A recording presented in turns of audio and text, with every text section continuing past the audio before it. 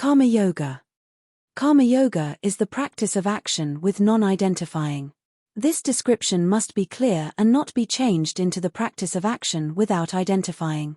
The essence and the idea of Karma Yoga is to meet with pleasant things and unpleasant things equally. To view everything with equanimity. While practicing Karma Yoga, one does not actively seek to avoid unpleasant things as people ordinarily do. Life is to be met face-on with non-identifying. When this is possible, life becomes our teacher. In no other sense can life become a teacher, for life taken as itself is meaningless, however taken as an exercise it becomes an instruction. It is not life that is the lesson, but our relation through non-identifying which makes it into our lesson. Nothing can change our being as much as this practice, namely to take the unpleasant things in life as an exercise. Anything that acts on being at once increases our life force. To take our everyday life through non-identifying does not mean empty or meaningless action, it means instead to act from a real basis, from aim and from understanding the ideas and meaning of this work on self. It is impossible to understand life in terms of itself. Taken by itself, it is a gigantic muddle.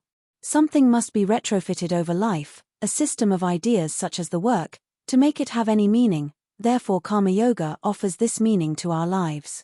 However, by itself it is not enough, and all the ideas of the work are necessary to transform life into meaning for oneself.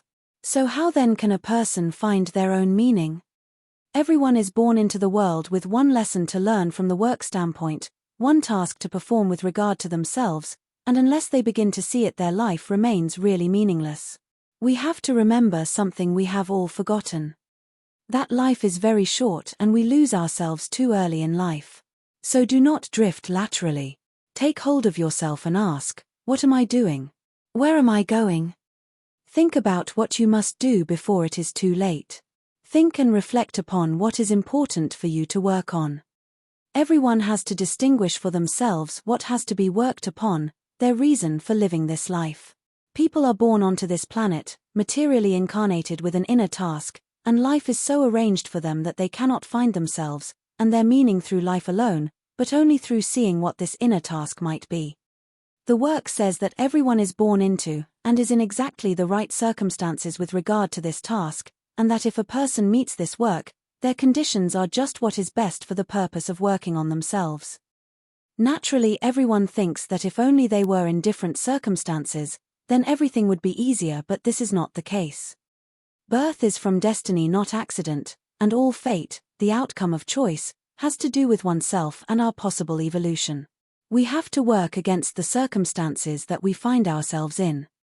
To be born poor entails difficulties, and to be born rich entails difficulties. Such as life is, it always goes differently from what we might expect, and everything goes as it were, crisscross. If life itself were the object, then this would not be the case. However, when we think of our lives from the standpoint that we, and all other people have a chief thing to understand, a chief feature to transform, then the whole meaning of our existence changes. Life is very brief, a moment or two of confusion and muddle, but even so it is possible through the action of this work to catch a glimpse of what it is that we have to work upon, and what our existence here really means. The work, if rightly felt and applied, through truly feeling everything rather than just sensing whatever it is that we encounter, we can gradually bring into view what it is that we really have to do, what lesson we must learn, what chief thing in us has to understood and transformed. This is called chief feature. However, an individual cannot come into the inner perception of their chief feature until and only when they are ready for it. All their separate observations and aims with regard to their own work on themselves, if done sincerely, with feeling, will gradually combine and show them what it is that they have to work against, and will give them the reason why they are incarnate upon this earth. This is finding one's meaning, or rather, the meaning of our existence. However, it is useless striving to find one's chief feature directly. We must quite honestly begin always to work on one or other thing that we have observed, and then try to change it sincerely. People often feel the work sincerely, but never think of starting sincerely from something they notice in themselves and then working on it. They want everything together and without paying the price.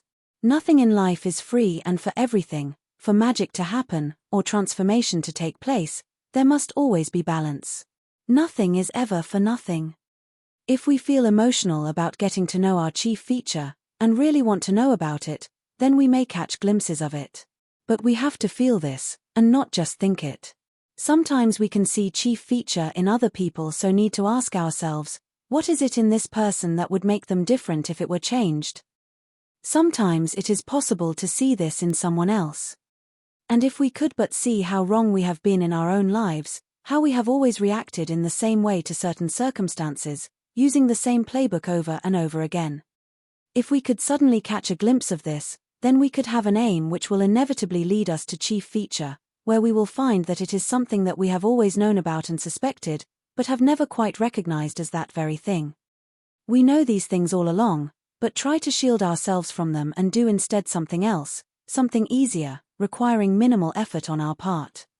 We often see it in a flash for a moment, and think, so it's that after all, it has been there all the time. We have always known it but not guessed that this was the thing to be changed. Realized that if we could just change exactly that thing, then we would be able to change other things too, and then others.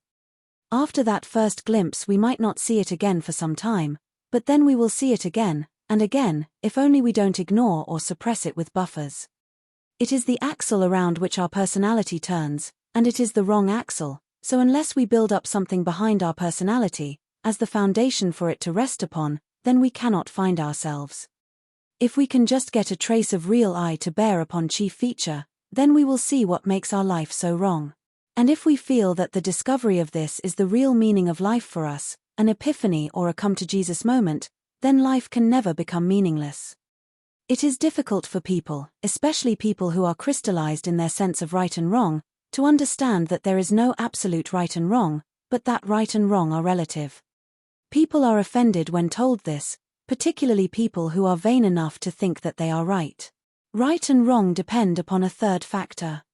Such as they are within themselves, they are merely opposites which cancel one another out, which is the true meaning behind yin and yang or the law of dualism.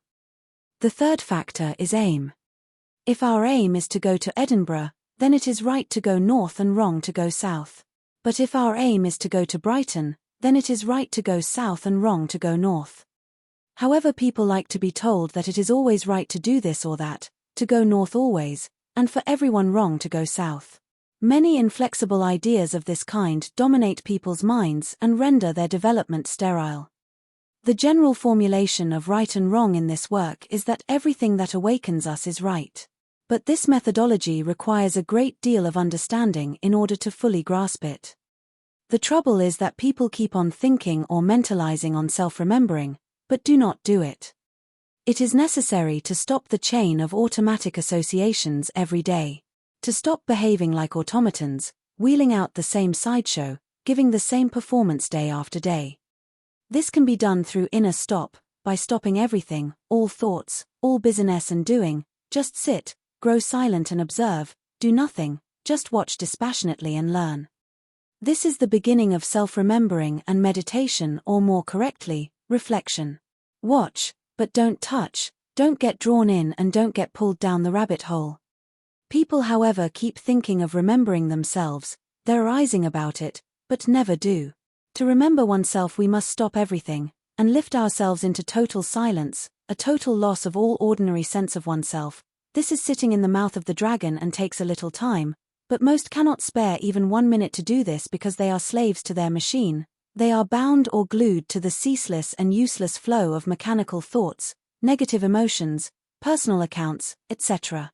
It is a great pity, particularly today, when the external hypnotism of life is so strong that people even think such concepts as digitization will make everything better, so people do not give themselves that first conscious shock. Help can reach us only as the result of this shock. It cannot reach us in the flood of our personal thoughts and troubles, our emotions. Help, which comes from the direction of higher centers, cannot reach the second state of consciousness. It can only reach as far as the third state of consciousness. Today, when so many people are hypnotized by technology, there is more force available in the world than at other times, for those who seek it, if they can only reach out. But it cannot be touched by associated thinking, which only keeps us on the same level as if we were saying again and again, I must jump. Not realizing that if we wish to reach a higher level, we must really jump. It is no use saying, I must remember myself. We must actually remember ourselves.